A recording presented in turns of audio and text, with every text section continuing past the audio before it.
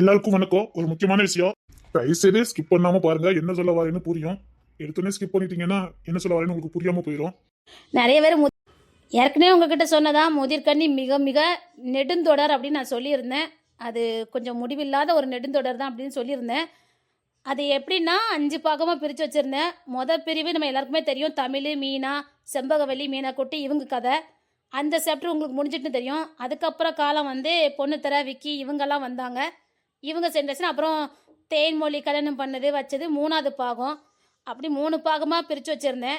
அன்னைக்கிளியம்மா அன்னைக்கு வீட்டை விட்டு வெளியில் போவாங்களே, அவருடைய தோழர் கையை பிடிச்சிக்கிட்டு, அதோட அன்னைக்கு அந்த எபிசோட் நான் முடிச்சிருக்கணும்.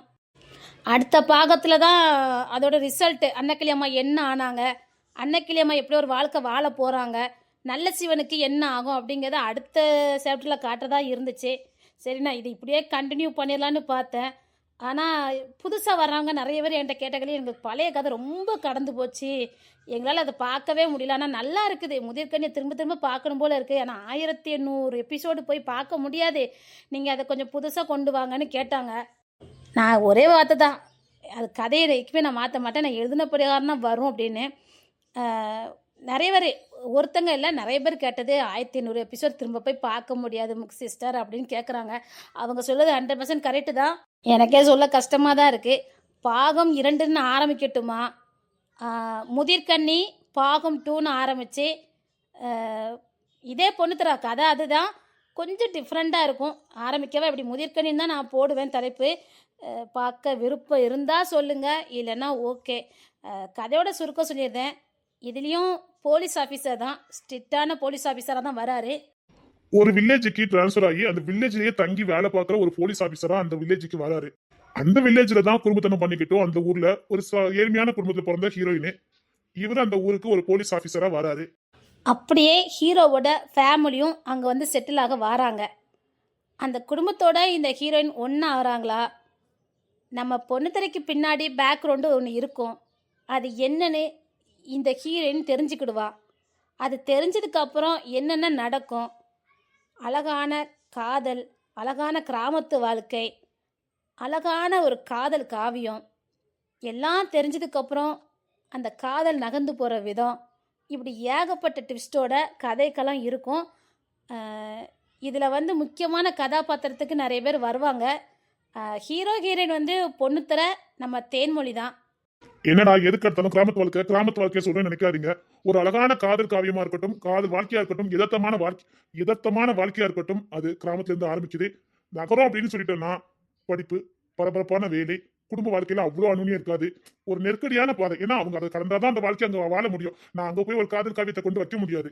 பார்த்து ரசிக்கணும்னா கொஞ்சம் யதார்த்தமான கதையாக இருக்கணும். உங்களுக்கு புரிஞ்சிருக்கும்னு நினைக்கேன். இடையில ஒரு கதை போட்டிருப்பேன், முதிர்கண்ணியோட பாகம் 2ன்னு தெளிவாக பார்த்துருப்பீங்க. அதில் ஒரு பொண்ணு வருவா, அதுதான் அன்னக்கிளியம்மான்னு நிறைய பேர் கெஸ் பண்ணியிருப்பீங்க. அந்த கதையோட மீதி பாகம் தான் இது. எப்படி பின்தொடரலாமா, இல்லைன்னா ஸ்டாப் பண்ணிடலாமா, முதிர்கண்ணி அப்படியே கொண்டு போகட்டுமா? ஏன்னா எனக்கு வந்து 1800 அப்படிங்கும்போது நிறைய பேர் கேட்குற ஒரே ஒரு கொஸ்டின், நிறைய பேர் இன்ஸ்டாவில் வந்து கேட்குறீங்க. அதான் எனக்கு சங்கடமாக இருக்குது. 1800 எப்படி சார் பார்க்க முடியாது ஆனால் உங்கள் கதை நல்லா இருக்குது அப்படின்னு சொல்கிறனால தான் சரி பாகம் 1ன்ட்டு மறுபடியும் இந்த கதையை ஆரம்பித்தேன்னா இதில் ஒரு பாதி பேர் பிக்கப் பண்ணுவாங்க, அதான் கேட்குறேன். ஏன்னா நானும் கிட்டத்தட்ட 5 வருஷம் ஆயிட்டு. ஏன்னா இப்படி நான் பழைய கதையை போட்டுட்டு இருந்தாலும் நிறைய பேர் ஸ்கிப் பண்ணிவிட்டு போயிடுவாங்க. கொஞ்சம் புது புது கதைகள் பார்க்க போட தான் புது புது சப்ஸ்கிரைபர்ஸ் வருவாங்க, அந்த பழைய கதையும் பார்ப்பாங்க. அதான் நானும் கேட்குறேன். நான் உங்களுக்கே தெரியும், இந்த கதையெல்லாம் ஆரம்பிச்சுக்கிட்டு 5 வருஷம் ஆயிருக்காது. 5 வருஷமாக போட்டுக்கிட்டு இருக்கேன், 20,000 சப்ஸ்கிரைபர் தாண்டலை. நீங்கள் புரிஞ்சிக்கிங்கன்னு நினைக்கிறேன். உடனே பிடிக்கிறேன்னு உடனே அன்சப்ஸ்கிரைப் பண்ணாதீங்க. உங்கள் கருத்தை தாராளமாக தெரிவிங்க. உங்கள் கருத்து வந்ததுக்கு அப்புறம் தான் நான் போடவா வேண்டாமான்னு முடிவு பண்ணுவேன். இதில் ஹீரோயின் வந்து பொண்ணுத்துறையும் தேன்மொழியும் தான். நான் ஒரு விஷயத்த திரும்ப திரும்ப சொல்வேன், என் கதை என்றைக்குமே சிந்திக்கும்படியாக இருக்கும், அதை விட ரசிக்கும்படியாக இருக்கும். கண்டிப்பாக நீங்கள் ரொம்ப ரசித்து பார்க்குற மாதிரி என்னுடைய கதைகள் இருக்கும். அதாவது ஸ்கிப் பண்ண முடியாத அளவுக்கு ஒரு ரசனையை கொடுக்கக்கூடிய நான் கொடுப்பேன்னு நான் நம்புகிறேன். இந்த கதையில் பொண்ணுத்தர தேன்மொழி அவங்க 2 பேரும் பண்ணுற லவ் பண்ணுறது, அதில் ஒரு சின்ன ட்விஸ்ட் வச்சுருப்பேன், அதை கண்டுபிடிக்கிற விதம், இந்த மாதிரி நிறைய சுவாரஸ்யங்கள் இருக்குது.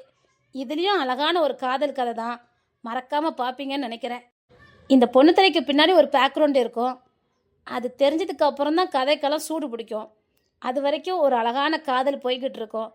இப்படி எதார்த்தமான நிறைய விஷயங்கள் உள்ளே வச்சுருக்கேன். பிடிச்சிருக்குன்னா சொல்லுங்கள், நம்ம கதையை கண்டினியூ பண்ணலாம். இதோட முதல் பாகத்தை வந்து நான் ஏற்கனவே அப்லோடு பண்ணியிருக்கேன். அதாவது ஒரு வயசான ஒருத்தருக்கு ஒரு சின்ன பொண்ணை கல்யாணம் பண்ணி கொடுத்துருப்பாங்க அப்படின்னு. அந்த இன்ட்ரொடக்ஷன் வேணால் அந்த லிங்கை வேணால் நான் டிஸ்கிரிப்ஷனில் போடுறேன், பாருங்கள். சரியா? பிடிச்சிருக்குன்னா சொல்லுங்கள், நம்ம கண்டினியூ பண்ணுவோம். இல்லைன்னா ஓகே. காதல் பேரரசன் இன்னைக்கு வருமானு கேட்டிங்கன்னா கூடிய மட்டும் ட்ரை பண்ணுறேன். ஏன்னா எனக்கு 2 நாளாக ரொம்ப காய்ச்சல். இன்னும் கொஞ்சம் உடம்பு பெயின் இருக்க தான் செய்யுது. டேப்லெட் எடுத்துக்கிட்டு இருக்கேன். அதனால தான் வீடியோ சரியாக அப்லோடு பண்ண முடியல. கூடிய சீக்கிரம் நான் அப்லோடு பண்ண பார்க்குறேன். அதுக்கு முன்னாடி இந்த கதை வேணும்னு சொன்னீங்கன்னா நான் அப்லோடு பண்ணுறேன். பிடிச்சிருக்கான்னு பாருங்கள். மறுபடியும் சொல்கிறேன், ஸ்கிப் பண்ணாமல் பாருங்கள். ஏன்னா 8 மணி நேரம் உழைப்பு. நீங்கள் ஸ்கிப் பண்ணிங்கன்னா அது என்ன பண்ணும் அப்படின்னா, அப்படி எல்லாருமே ஸ்கிப் பண்ணி பார்க்கும்போது எனக்கு அந்தளவுக்கு ஒன்றுமே கிடைக்காம போயிடும். அதில் எனக்கு பெருசாக எதுவுமே கிடைக்காது. அதுக்கு தான் நான் சொல்கிறது, ஸ்கிப் பண்ணாமல் பாருங்கள் அப்படின்னு. 8 மணி நேரம் கஷ்டப்பட்டு தான் நம்மளும் போடுதோம்.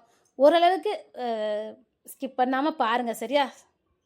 சரி நண்பர்களே, நீங்கள் சொல்கிற கருத்தை வச்சு தான் நான் வீடியோ போட வேண்டாமான்னு முடிவு பண்ண முடியும். நீங்கள் இல்லாமல் நான் இல்லை. உங்களால் மட்டும்தான் சாத்தியம். நீங்கள் மட்டும்தான் எனக்கு எல்லாமே. இது வந்து என் மனசார சொல்கிறேன். நீங்கள் இல்லைன்னா நான் இல்லவே இல்லை. உங்கள் ஒவ்வொருடைய கருத்துமே எனக்கு ரொம்ப முக்கியம். என் உயிரிலும் மேலான நண்பர்கள், நீங்கள் சொல்லதை வச்சு தான் நான் போடுவேன். இதுலேயும் பொண்ணுத்தர தேன்மொழி காதல் காவியம் தான் நடக்கும். முதிர்கண்ணியை விட இதில் சொல்லப்போனால் அதிகமான காதல் கதை இருக்கும். ஏன்னா கட்டுப்பாடு இல்லாத காதல் இது. கொஞ்சம் பார்க்க சுவாரஸ்யங்கள் நிறையா இருக்கும்.